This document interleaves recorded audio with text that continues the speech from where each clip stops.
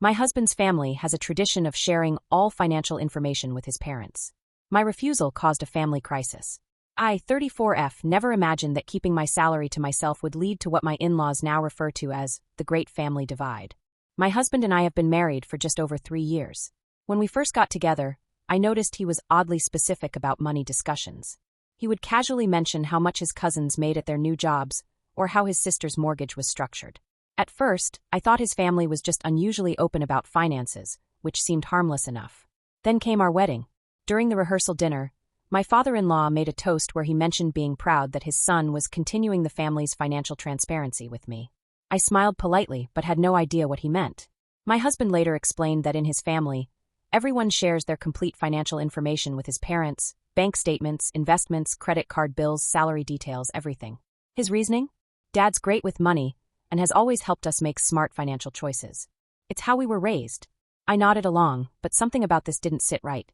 Still, in the excitement of our wedding, I filed this away as something to address later. Fast forward to last month. I received a substantial promotion at work, increasing my salary by almost 40%. I was ecstatic and immediately called my husband to share the news. He was genuinely happy for me, but his first question caught me off guard. "Have you updated the family spreadsheet yet?" "What family spreadsheet?" I asked. "The one where we track everyone's finances. Dad updates it monthly." I paused before carefully saying, "I don't think I'm comfortable sharing my exact salary with your parents." The line went silent for a moment. "But that's how we do things," he finally said. "Everyone shares." That evening, he brought home a detailed Excel file showing the salaries, debts, assets, and monthly expenditures of his parents, his 2 siblings and their spouses, and even his cousin who had recently married. Our financial information was there too, though my salary hadn't been updated. "This is invasive," I told him. "I appreciate your family is close, but my finances are private." He looked genuinely confused. "It's not invasive, it's supportive.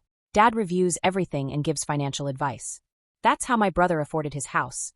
Dad noticed he was overpaying on insurance and found him a better rate. That's great for your brother, but I don't need your father managing my money. I'm a grown woman who's been handling her finances since college." My husband became defensive. "Are you hiding something? Do you have debt you're not telling me about?" I was stunned. "No, I just value my privacy. My salary isn't your parents' business. We're married. Your finances are our finances. And in our family, our finances are transparent to everyone." I tried to compromise. "I'm happy to discuss our joint finances with you, and I'll consider specific advice from your dad if we need it. But I'm not sharing my personal financial statements with your parents." The argument escalated from there. He couldn't understand my reluctance, and I couldn't understand why this was so important to him. The next day, his mother called me. "We understand you don't want to participate in our family's financial transparency," she said, her voice tense. "But this has been our tradition for generations. It's how we show trust." I reiterated my position.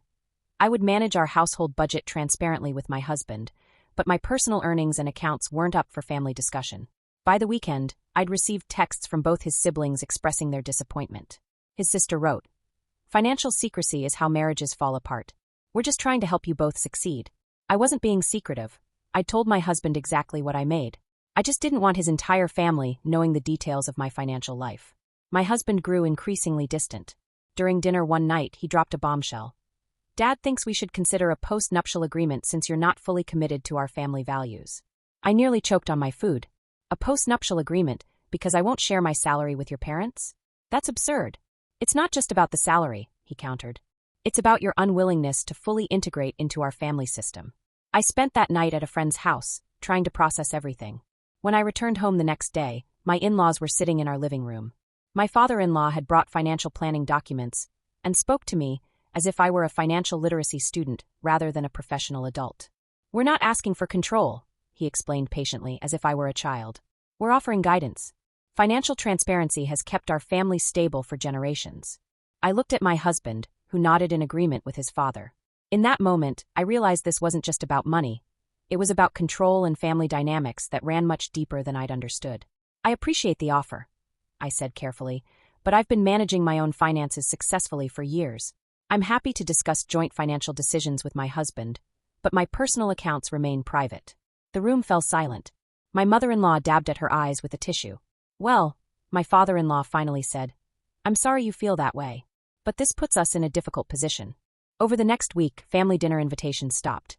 My husband spent more time at his parents' house, returning with new arguments about why I should reconsider. His cousin's wife called to tell me how their marriage improved after she embraced the family's financial unity.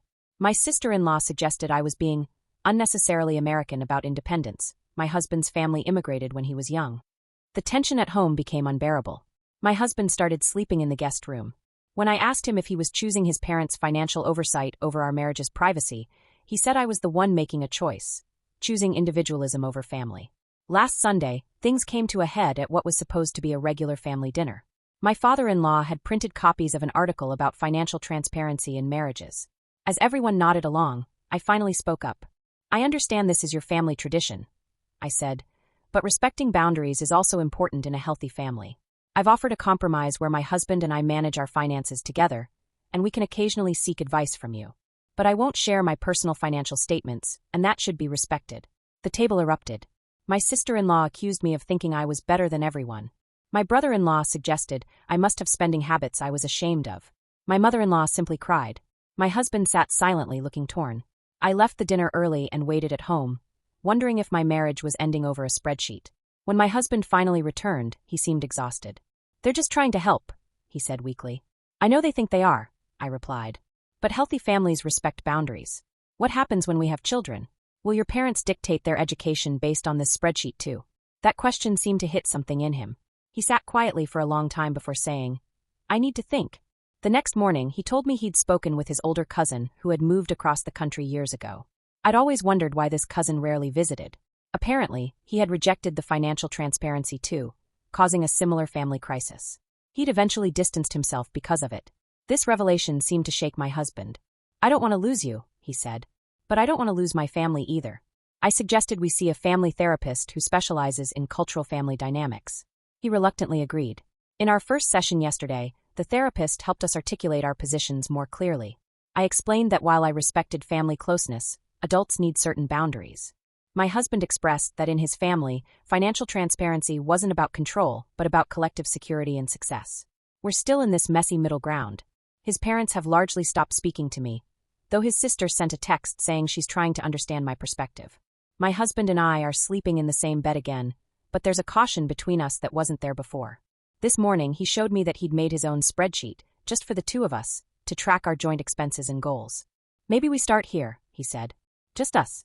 And maybe someday you'll feel comfortable with more sharing, or maybe my parents will understand the need for some privacy.